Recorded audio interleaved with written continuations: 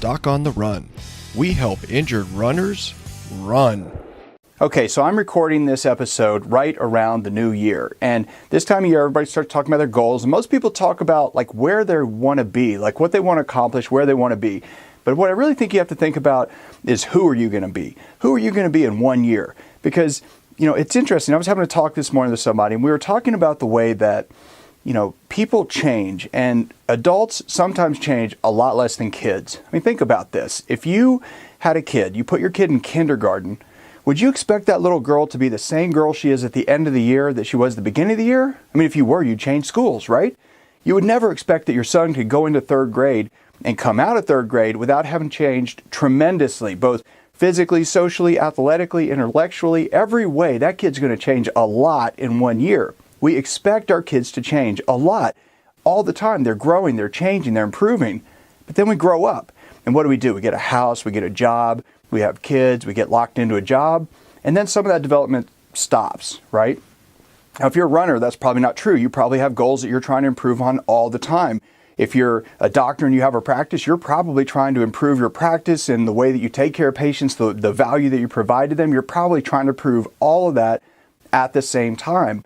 But, you know, Jim Rohn, I think it was, who said that your net worth is never going to exceed your self-worth. And he said that if you really want to be successful in anything, and that does apply to athletics, it applies to business, it applies to personal development, it applies to everything. But if you want to improve, you have to improve who you are.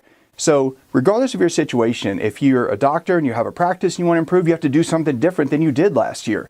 And if you're sitting there figuring out where your goal should be for this year, if you're a runner and you've been injured a lot last year, well, you better do something different. You have to figure out, like, who do you really want to be? So if you want to qualify for Boston and you want to make that happen this year, or if you want to qualify for Western States 100, or you want to qualify for Ironman Hawaii, well, what does it take? When you think about the people that actually do that, what are they doing differently? Like, how are they different from you? You know, what sort of dedication do they have? What have they eliminated from their diet? What have they done in terms of their really respecting and making sleep a priority? Like, what is it that you have to change? Like, what do you have to do to change 1 year from now? So if you're going to accomplish big goals in 1 year, you want to do something different in 1 year, you have to become someone different in 1 year.